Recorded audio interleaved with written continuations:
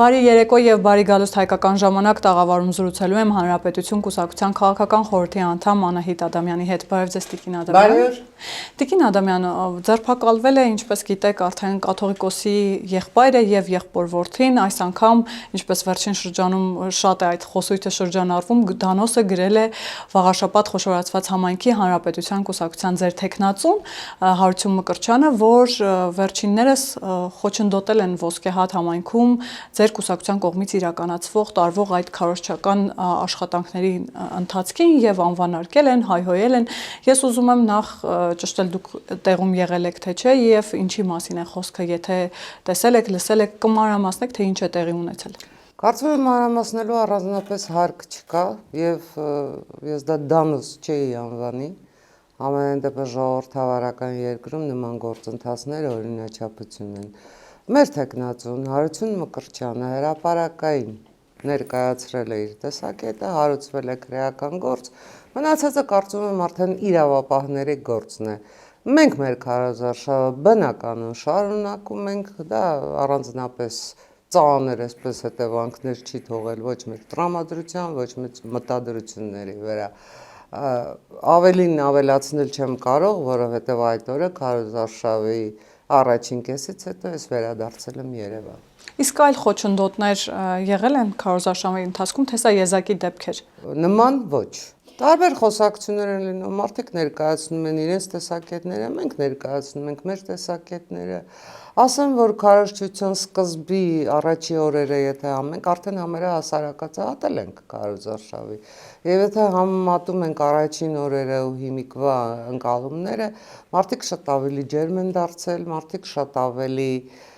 շահագրգիռ ու մտահոգ են իրենց խնդիրները ներկայացնելու, արձագանքելու առումով։ Կարծում եմ մենք շատ արդյունավետ քարոզարշավ կարողացանք մինչև այս պահը ամենայն դեպս վարել եւ շարունակելու ենք մինչև լռության օրը։ Եվ ամեն դեպքում խոսեցիք նաև մարդկանց խնդիրներից, Տիկին Ադամյան, ինչ եք կարծում, մարդկանց խնդիրներին ականջալուր կլինի ընտրված տեխնացուն, թե պարզապես սա քարոզչության եւ այդ խոսույթի մաս է, որովհետեւ մենք լսում ենք ամենատարբեր հայտարարություններ տարբեր տեխնացուների կողմից,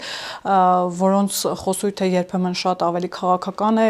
քան քաղաքային, այսինքն Վաղարշապատցու կարծես թե խնդիրներին այդքան անդրադարձ չկա, որքան ավելի քաղաքական խոսույթ է, աշխարհաքաղաքական երբեմն եւ այսպես շարունակ։ Վաղարշապատցին արդյոք չի մնա իր խնդիրների հետ միայնակ, եթե ընտրությունների արդյունքները պարզ լինի եւ հասկանանք, որ այս կամ այն տեխնացուն է անցել։ Տարբերություն չեմ դնում, որովհետեւ տեսեք, մեկն ասում է, որ սա ազգային ինքնության Սևակ Խաչատրյանը հայտարարում էր, որ սա ինքնության համար պայքար է, արժեքների համար պայքար է եւ պիտի հաղթի ինքնությունը, ազգային արժեքները եւ այսպես շարունակ։ Հիմա ինչի պայքար է սա, ինչի մեջ է պայքարը եւ արդյոք Վաղարշապատցու մասին է այս պայքարը։ Եկեք անաչառ լինենք։ Վաղարշապատը Հայաստանի Հանրապետությունից դուրս ինչ-որ տարածք չի։ Եվ եթե ամբողջ երկիրը գերքաղաքականացված է, ինչպես կարող է քաղաքականացված չլինել Վաղարշապատը եւ Վաղարշապատցին, առավել եւս իմ ընտրությունները։ Այս քաղաքականացումը գալիս է ոչ թե բուն Վաղարշապատից, այլ գալիս է ամբողջ երկրի ընդգրկումով, ամբողջ երկրի կտրվածքով։ Եվ դուք իրավացիորեն նշեցիք, որ շատ տեխնացուներ գերքաղաքականացնում են,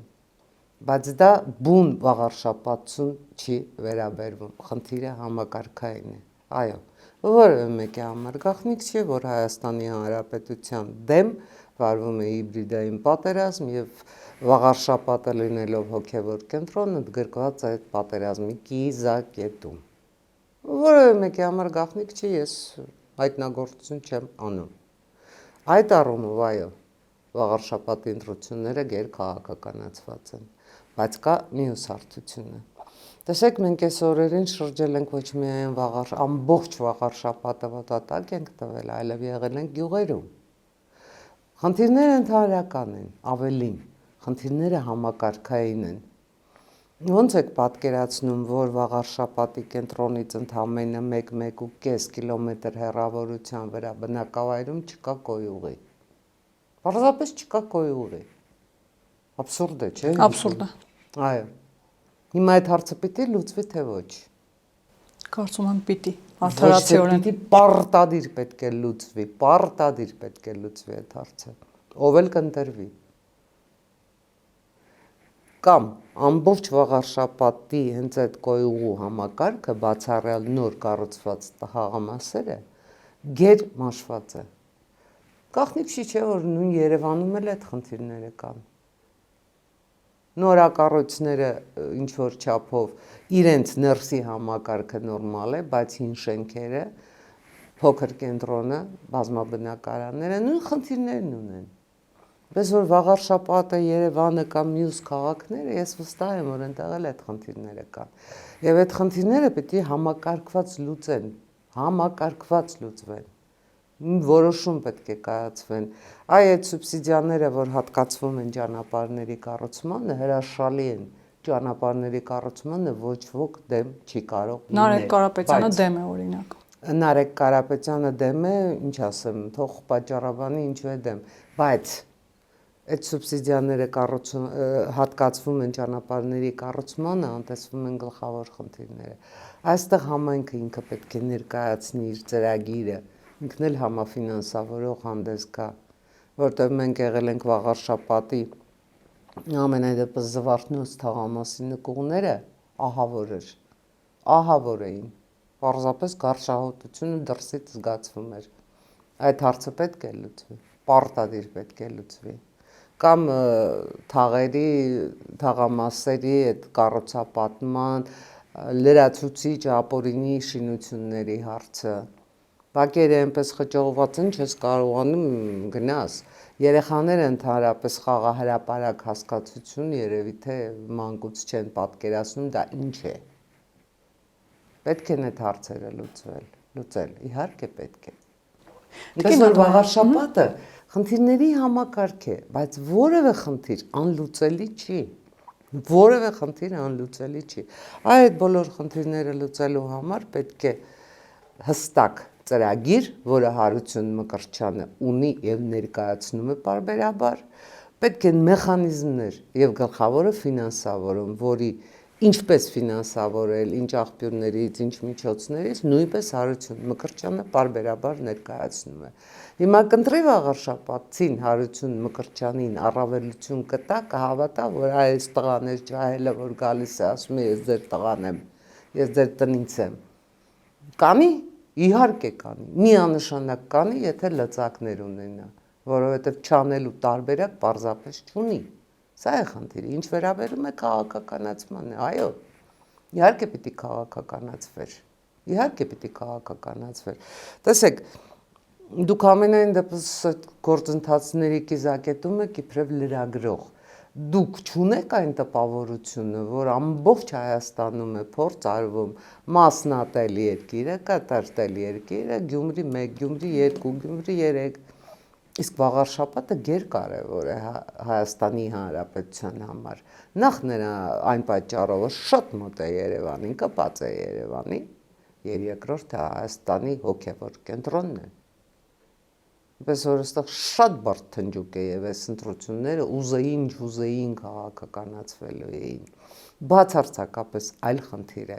որ այդտեղ երբ մարդիկ խոսում են քաղաքականացված լինելուց անում են հայտարարություններ, որոնց իմաստը իրենք էլ չեն հասկանում։ Օրինակ ձեր հիշատակած արժեքների պաշտպանությունը եւ այլն է։ Շատ կուզեի իմանալ Սևակ Խաչատրյանի արժեքը որն է, հայրենիք ծախելը, հա։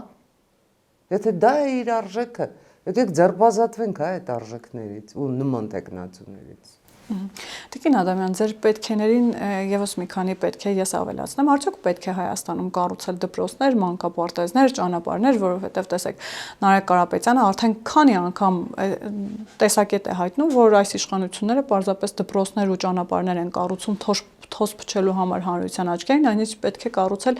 գործարաններ, եւ երկիրը սկսվում է գործարաններից, ոչ թե ճանապարհներից, դպրոցներից, մանկապարտեզներից։ Արդյոք հակադրելի է դպրոցների կառուցելը գործարաններին եւ այս հայտարարությունը ինչպես կմեկնաբանեք, որ պետք է կառուցել գործարաններ եւ ոչ թե դպրոցներ, մանկապարտեզներ, ճանապարհներ։ Չափազանց երիտասարդ է քաղաքականության մեջ լուրջ խոսք ասելու համար, չունի փորձ։ Եվ շատ հաճախ արտաբերում է այն տեքստերը, որ իրեն տալիս են։ Չմեղադրենք Նարեկ Կարապետյանին։ Ձեր հարցի բուն խորքին էությանը անդրադառնալով շատ կարևոր են թե ճանապարհները, թե դպրոցները, բայց դպրոցը չի կարող դիտվել իբրև շենք։ Ինչպես եկեղեցին չի կարող դիտվել իբրև շինություն։ Շատ կարևոր է թե դպրոցում ինչ են ուսուցանում։ Կոնկրետ ինչ են ուսուցանում այդ դպրոցում։ Շատ կարևոր է, գերկարևոր է, որ այդ դպրոցաշինությունը մանկապարտեզների, իդեպ դուք հրաշալի հիշեցում արեցիք, վաղար շաբաթում էլ գյուղերում էլ շատ հաճախ մենք բախվել ենք այն փաստին, որ չկան մանկապարտեզներ։ Կան կիսավեր շենքեր, այնպես ասես, հենց երեք ավարտվեց երկրորդ համաշխարհայինը եւ սա մի դրվագ է այդ երկրորդ համաշխարհայինի ավերակներից այդ վիճակում գտնվող մանկապարտեզներ։ Կան մանկապարտեզներ, որոնք սեփականաշնորհվել են ու չգիտես արդեն ինչի են վերածվել։ Սա է եղել մեր վերաբերմունքը մեր հայրենիքին տասնամյակներով։ Հա, եթե սա է եղել, Նարեկ Կարապետյանները այս երկրում անելիք ունեն ուրեմն։ Տեղ ունեն, հիմք ունեն, բայց դա սխալ է, դա տանում է դեպի փակողի։ Դու չես կարող, ի սկզբանե չես կարող ուշադրություն չդարձնել քո զավակի, քո երկրի ապագայի կրթությանը։ Ընդհանրապես չես կարող, որովհետև կրթությունը այսօր ամեն ինչի հիմքում է։ Ու կրկնում եմ, կրթության բովանդակությունն է գերկարևոր, բայց կրթության բովանդակության արգասիքներին դու կարող ես ականատես լինել նվազագույնը 1 տասնամյակ հետո։ Դա ժամանակի հետ կապված խնդիր է, որի հետ հաշվի չնստել չես կարող։ Չափազանց կարևոր է աշխատատեղերի ստեղծումը։ Չափազանց կարևոր է եւ ինչ ասեմ, տասնամյակներով հանրապետություն կուսակցությունը ներկայացրել է արդյունաբերության վերագործարկման, ռեալ սեկտորի աշխատատեղերի ստեղծման իր ծրագրերը, այո, աշխատատեղերը այսօր որոշում են ամեն ինչ, աշխատատեղերը և բարձր աշխատավարձը որոշում է երկրի բարեկեցությունը, երկրի բարեկեցությունը արդեն փոխում է երկրի տեղն ու դիրքը, ունենք մենք այդ հնարավորությունը, իհարկե ունենք, ամենայն դեպս նավթ ու գազ չունեցող մեր երկրի այնքան հարուստ լեռնահանքային պաշարներ ունի, իսկ լեռնահանքային պաշարները այդ հողային մետաղները վստահ եմ, որ հետևում եք աշխարհաքաղաքական զարգացումներին այսօր շատ ավելի թանկ են, քան ոսկին, քան նավթը, քան գազը։ Իսկ մենք այդ հնարավորությունները ունենք։ Զարգացնելու ենք, թե ոչ։ Ես կարծում եմ, որ զարգացնելու ենք։ Պարտադիր զարգացնելու ենք, այլ տարբերակ չունենք, իսկ դրա համար պետք է ներդրումներ, դրա համար պետք են ռեալ դաշնակիցներ, դրա համար պետք է ոչ թե այն երկրներից հնչող հայտարարություններին ուշադրություն դարձնել, որոնք, ինչ ասեմ, օրը մեջ Հայաստանի Հանրապետությանը մեղադրում են իրենց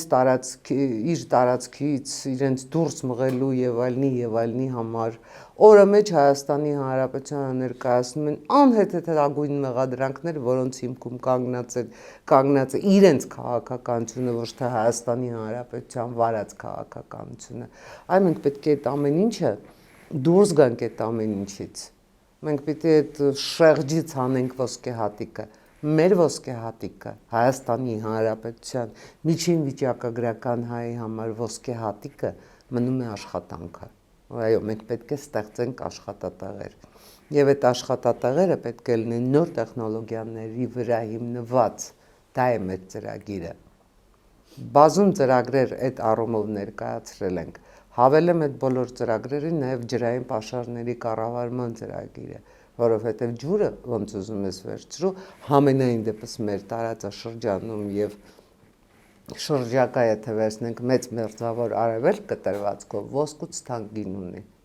Իսկ մենք փառք Աստծո ջրային պաշարներով բնավ աղքատ չենք։ Այսինքն մենք ունենք զարգացումների բազում հնարավորություններ, բայց մեզ փորձում են խրել են ճաճուտը որի մեջ մենք գոյատևել ենք, չենք ապրել, գոյատևել ենք տասնամյակներով։ Այդ դա են մեզ փորձում պարտադրել, վերադարձ հնին, վերադարձ անցյալին, որպեսզի իրենք վերադառնան իշխանության։ Ինքնանպատակ է դա լինելու։ Ես կարծում եմ Հայաստանի Հանրապետության ընտրողը դա պիտի հասկանա։ Կա մարդկանց որոշակի խմբակ, որոնք ղեկավարվում են Կրեմլից, եւ այդ խմբակի նպատակը Հայաստանի Հանրապետության զարգացում թույլ չտալն է, տարածաշրջանում խաղաղության հաստատում թույլ չտալն է, որովհետեւ այլ պարագայում իրենք այստեղ ընդհանրապես անելիք չունեն։ Դա է այսօրվա գլխավոր խնդիրը։ Այսինքն իրենց շահը դա է թելադրում։ Իրենց շահը դա է թելադրում։ Բնականաբար։ Եթե տարածաշրջանը ապա շրջափակվում է։ Եթե բացվում են ճանապարհները, եթե խաղաղությունը դառնում է անշրջելի, հնարավոր չի արդեն ձեռնտու չի ոչ ֆինանսապես, ոչ մարդկային ռեսուրսներից ելնելով, որևէ պարագայում ձեռնտու չի պատերազմը։ Ինչ գործ ունի այստեղ Ռուսաստանը, ինչ է անելու Ռուսաստանը։ Եթե Թուրքիայի հետ բացվում է սահմանը, Գյումրու ռազմաբազան ինչ է անում, ումից է մեզ պաշտպանում։ Չի դառնում հենց ինքը սպառնալիք Հայաստանի Հանրապետության անվտանգությանը այդ պարագայում։ Ախր դրանք այնքան ակնհայտ իրողություններ են, որ ես կարծում եմ ընդամենը առաջին քայլից հետո երկրորդ ու երրորդ քայլեր հաշվարկելու ունակ մարդը այլ եզրակացության գալ չի կարող, պարզապես չի կարող։ Առավել ևս այն մարդը, ով ունի գենետիկ հիշողություն, եւ այդ գենետիկ հիշողության մեջ դրոշմված է ոչ միայն 20-20-ի պատերազմը, 20-23-ի Արցախի պարզապես նվեր տալը Ադրբեջանի նույն ռուսների ձեռքով, այլև 1915-ը եւ 1912 թվականի բարեփոխումների շրջանակներում Արևմտյան Հայաստանում բարեփոխումների շրջանակներում Ռուսաստանի վարած քաղաքականությունը Կարսիբերդը ում հանձնվեց, Վանի Հանրապետությունը ով տապալեց, թուրքերը, թող հեքիաթ չպատմեն էլի, կա պատմություն եւ այդ պատմության առավելությունը իրականության հանդեպ այն է, որ որևէ կերպ չես կարող փոխել, ամեն ինչ կարող ես վերագրել պատմությանը, իսկ պատմությունը մնում է նույնը, չի փոխվում, կա պատմական ճշմարտություն։ Եվ ամենակարևորն է, որ մենք կարողանանք ունակ լինենք այդ պատմական ճշմարտության առաջ բացել մեր աչքերը։ Ոչ թե հարմարեցնենք կոնյուկտուրային շահին, օրվա քաղաքականությանը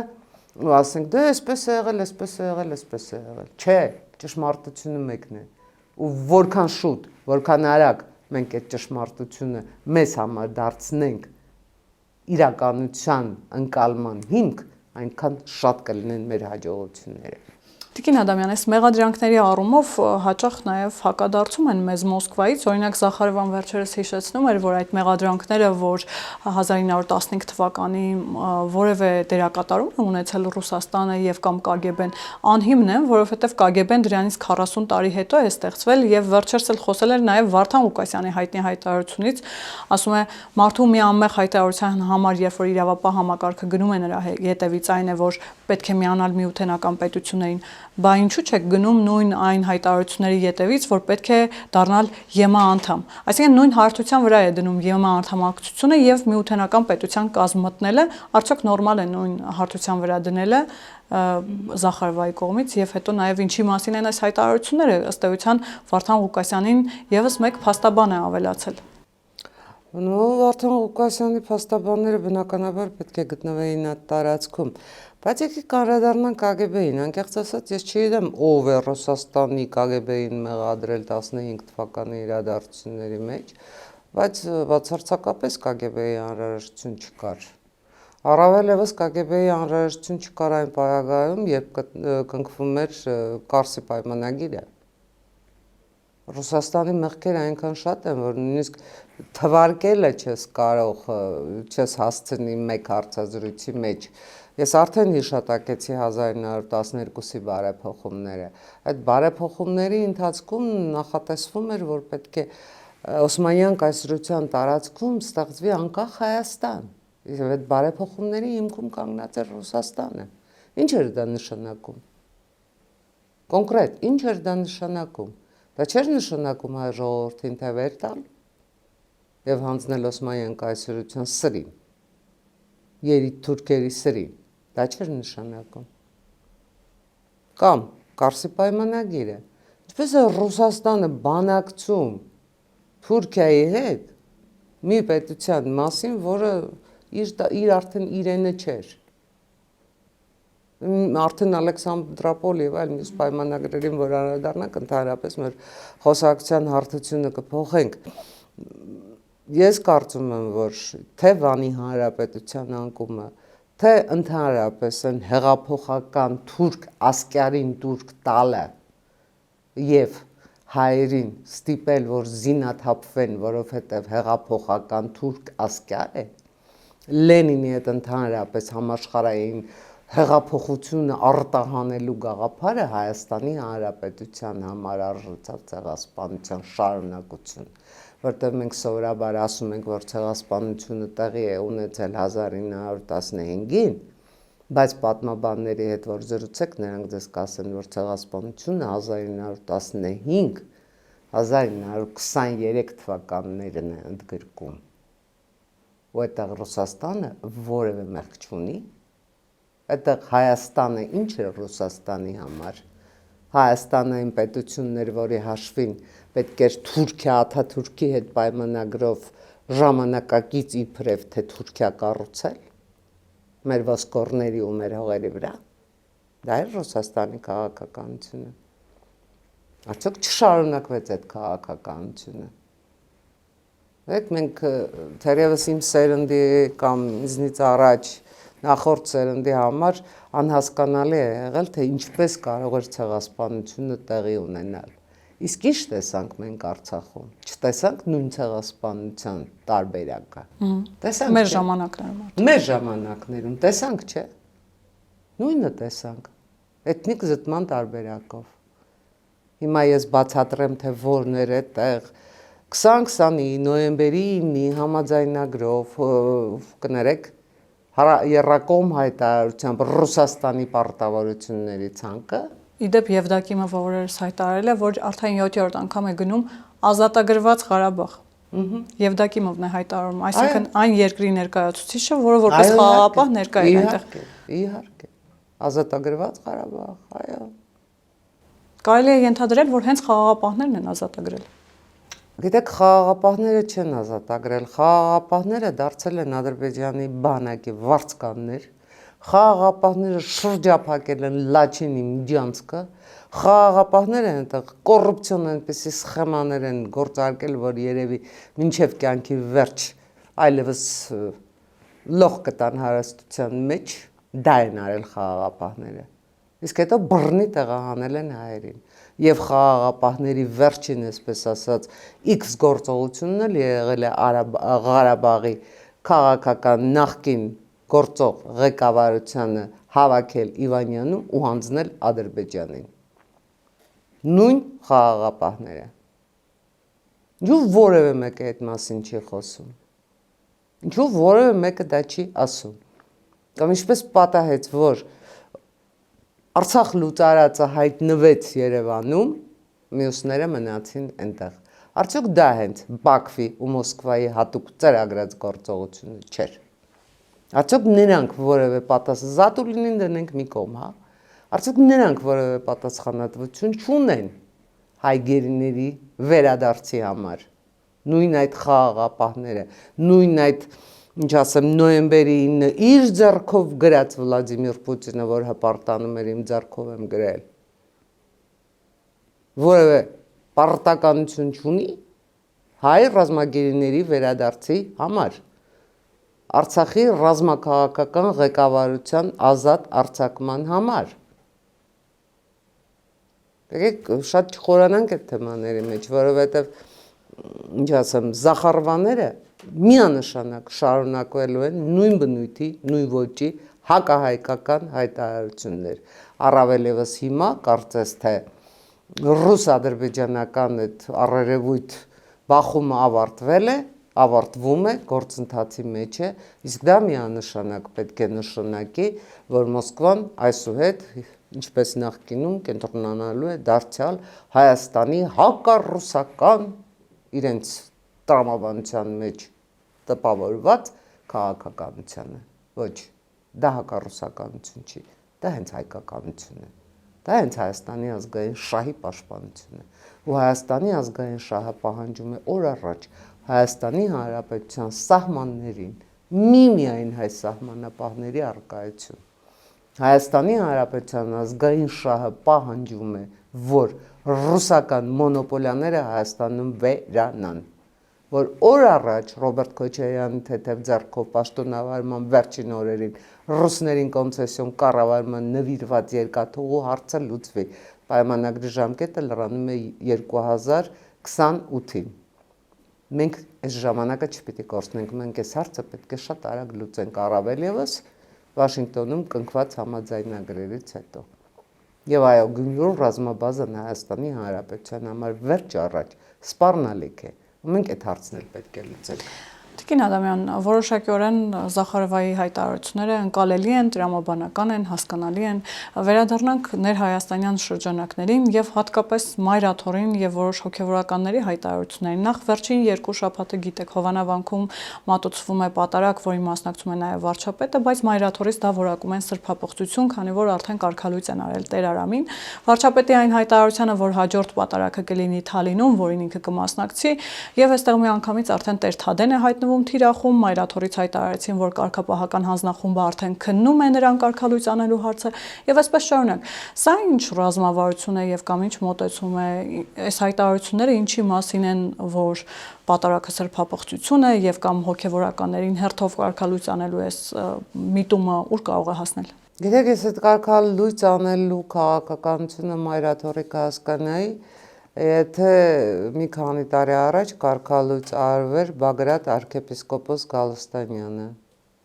եթե կարգալույծ արվեր Միքայել arczepiskopos Աջապահյանը։ Չէ, նրանց համար աղոթում են Կիրակի օրը։ Դե նրանց համար աղոթում են, էջմիածնի զանգերը ղողանջում են, բայց ինչպես հասկանալ, որ քաղաքականության մեջ մտած մարդիկ համարվում են հոգևորական։ Ինչպես հասկանալ։ Իհարկե կա հարցի երկրորդ կողմը։ Ինչպես հասկանալ, որ քաղաքականության մեջ մտած Տեր Արամն է շարունակում մնալ հոգևորական։ Անուն ճշմարտության ես դա չեմ կարող արձագանքել, որովհետև ոնց ուզում եք վերցրեք, հոգևորականը պետք է հոգևոր ծառայությամբ զբաղվի։ Հոգևորականը քաղաքականություն մտնելու իրավունք չունի։ Սա է ճշմարտությունը։ Տիկին Ադամյան, հիմա կաթողիկոսի այս չափ աթոռից կարճած լինելը եւ կամ կաթողիկոսությանը դրանով է պայմանավորված, որ ինչ որ անելիք ունի հենց հոգեվոր ոլորտում, որովհետեւ տեսեք տևական ժամանակ է արդեն այս պահանջը կա, որ կաթողիկոսը պիտի հեռանա, ընդ որում ասում են, որ արդեն ներսում էլ այդ ընդվզումը կա եւ շուտով ժողով է լինելու Գերագույն հոգեվոր խորհրդի, որը ըստ որոշ շշուկների ամեն դեպքում այդ հարցը կարող է քննարկման դրվել եւ պահանջեն կաթողիկոսի։ Գերագույն հոգեվոր խորհրդի ժողովները պարբերաբար են, բայց ես չեմ կարծում, որ Գերագույն հոգեվոր խորհրդում համենայն դեպս այնպեսի մթնոլորտ լինի, որ որևէ մեկը պահանջի վեհապառ հրաժարական։ Չեմ կարծում, որովհետև Գերագույն հոգեվոր խորհրդի կազմը ամենայն դեպս հաստատում է վեհապառը։ Սա միանշանակ է։ Առանձնապես հույսեր կապել Գերագույն հոգեվոր խորհրդի հետ, ես կարծում եմ, որ անիմաստ է։ Ես կարծում եմ, որ ամենայն դեպս էջմիածնի վերնախավում կա այն մտայնությունը, որ պետք է ժամանակ ձգել, տեսնենք 2026-ին ինչ կլինի, ով կգա իշխանության, ըստ այդմ կլուծվի կամ չի լուծվի նաև այդ հարցը։ Խնդիրը դա չի։ Խնդիրը գիտեք որն է, խնդիրը նա է, որ հավատացյալին չի կարելի կտրել եկեղեցուց, հավատացյալին չի կարելի դարձնել զինվորիկ սեփական ճակատամարտում հաղթելու համար, չի կարելի։ Աստծո հետ հարաբերությունները Աստծո հետ հարաբերություններ են։ Աստծո հետ հարաբերություններում պետք չի տեղավորել այդ աշխարհիկը, այդ մարդկային կրքերը, մարդկային պայքարը։ Ի վերջո կա ահեղ դատաստան։ Ի վերջո բոլորս կանգնելու ենք Աստծո առաջ, նայելու ենք Աստծո աչքերին, ինչ ենք ասելու։ Ինչ ենք ասելու։ Ասելու ենք, չէ՞, պատասխան ենք տալու մեր ոչ միայն արածների, այլև չարածների համար։ Ու ինչ։ Սա է խնդիրը։ Ու ինչ տիկին։ Որովհետև մենք սովորաբար, գիտեք, ես էլի խոր ցավով եմ դա ասում, մենք ընդունեցինք առաջինը քրիստոնեությունը 301 թվականին։ Մենք հռչակեցինք, հռչակեցինք, որ մենք ընդունում ենք, բայց իրականում թերևս մենք այդ քրիստոնեությունը չընդունեցինք, չընկալեցինք քրիստոնեության էությունը, քրիստոնեական ուսմունքի խորքը։ Իսկ դարերի ընթացքում դա վերածվեց ինչ-որ ծիսակատարությունների։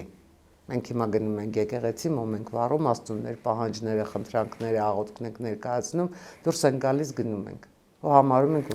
մենք հավատացինք, մեզնից այն կողմ հավատացյալ գոյություն չունի, դա չի։ Դա չի հավատացյալ լինելը։ Հավատացյալ լինելը Աստծու հետ լինել է։ Աստված հոգում ունենալ է, իսկ երբ դու հոգումդ Աստված ունես, դու քո 3-ամյա երեխային երբևէ չես խեղդի։ Ես այսօր առավոտից իսկապես շոկի մեջ եմ։ Ես որևէ ձևով չեմ պատկերացնում։ Հարազատ հայր լինի, խորթ հայր լինի, ով լինի։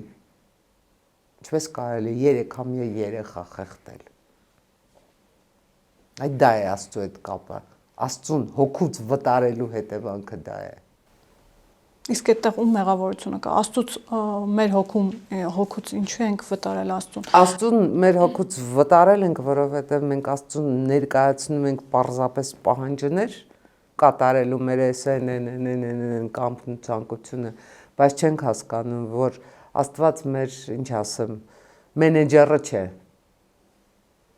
Ու կա արդարություն, կա սկզբունքայնություն, կա չդավաճանելու պահանջ, կա Աստծու հետ լինելու անհրաժեշտություն, իսկ եթե դու Աստծու հետ ես, դու Աստծու 10 պատվիրաններին պիտի հետևես։ Ու ոչ թե պիտի հետևես այնպես էլի, լավ, ես մեկը կանեմ, ես մեկը չեմ անի, ոնց կստացվի, չէ։ Հիմա գուցե շատերը ինձ մեղադրեն, որ ես մտա քրիստոնեության հորձանուտը ու թռնում եմ քաղաքականություն, ես չեմ կարող այդ թռիչքը չանել։ 2026-ին մեր առաջ պարզ դրված է լինելու մեկ հարց։ Մենք ինչ ենք ընտրում։ Մենք ընտրում ենք այն մարդկանց, որոնք ունեն շատ տարբեր քաղաքական գունավորում, շատ տարբեր քաղաքական հանդերձներ, որոնք հանդես են գալիս ոչ միայն սեփական դեմքով, այլև փորձելու են հանդես գալ տարատեսակ դիմակներով, բայց որոնց ասելիքը մեկն է, ծախում ենք հայրենիքը, համատեղ ծախում ենք հայրենիքը, դա է իրենց ասելիքը, որոնք էլ եմ ասում, քան սիրուն, աննկարագրելի, հոգեպարար բառերով են հագեցնելու, ազգային արժանապատվության այնպիսի հոգեցունչ ճառեր են արտասանելու, գնա գալիս եմ, բայց խորքում դա է, ծախում ենք հայրենիքը, ով թանկ կտա,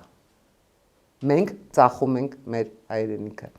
այդ գնալու են ու այդ ուժերին ձայն են տալու, իրենք դառնալու են հայրենիք ծախողներ, իրենք դառնալու են հայրենիքի վաճառականներ, իրենք դառնալու են սեփական անձի վաճառականներ։ Եվ կա երկրորդ կողմը, մարդիկ, որոնք կյանքը կտան այդ հայրենիքը պահելու համար, այդ հայրենիքը հայրենիք պահելու համար։ Հիմա ում են ընտրելու։ Ընտրելու են նրանց, որ բերում են խաղաղություն, զարգացում, որ բերում են աշխատատեղ, անվտանգություն, ծրագիր, թե նրանց, որ հայրենիքը հանել են աճուրդի։ Այս պարզ երկու իրողություններ են 2026-ին բախվելու։ Եվ բախվելու են, ինչ ասեմ, շատ մահու ու կենաց պայքարով, որովհետև սրանք այստեղ ունեն ապրելու խնդիր, սրանք այստեղ ունեն իրենց ունեցվածքը պահելու, իրենց անձը անվտանգ դարձնելու խնդիր, իսկ այս կողմը ունի մարդու կյանքը արժևորելու խնդիր, հայրենիքի հողը մեծացնելու խնդիր, շնացնելու խնդիր, ի վերջո տարածքը հայրենիք դարձնելու խնդիր, որ ասում էր Հրանտ Մաթևոսյանը, տարածքը պետք է հայրենիք դարձնել, սա է, սա գլխավորն է, ու մենք սրանից ոչ մեկս, ոչ միտեղ չենք փախչի, անկախ նրանից կնստենք մեր տանը ու ընտրության չենք գնա, դա կրկնակի դավաճանություն է, անկախ նրանից կգնանք ընտրության ու սխալ ընտրություն կանենք, մենք էլի գտնվելու ենք նույն ճամբարում, հայրենիք ծախողների ճամբարում։ Ու ես կարծում եմ, որ այս 2026-ը նաև այսօրվա մեջ է զգացվում, այսօրվա բոլոր իրադարձությունները, որ տեղի են ունենում մեր շուրջը, այս 2026-ի համար պայքար են, ով ավելի ուժեղ, ով ավելի հզոր կգնա դեպի 2026, որպեսզի կամ աճուրդի հանի հայրենիքը, կամ տարածքը դարձնի հայրենիք։ Շնորհակալ եմ Տիկին Ադամյան։ Ես եմ շնորհակալ։ Հիշեցնեմ, որ տաղավարում զրուցում էի Հանրապետություն կուսակցության քաղաքական խորհրդի անդամ Անահիտ Ադամյանի հետ։ Կհանդիպենք։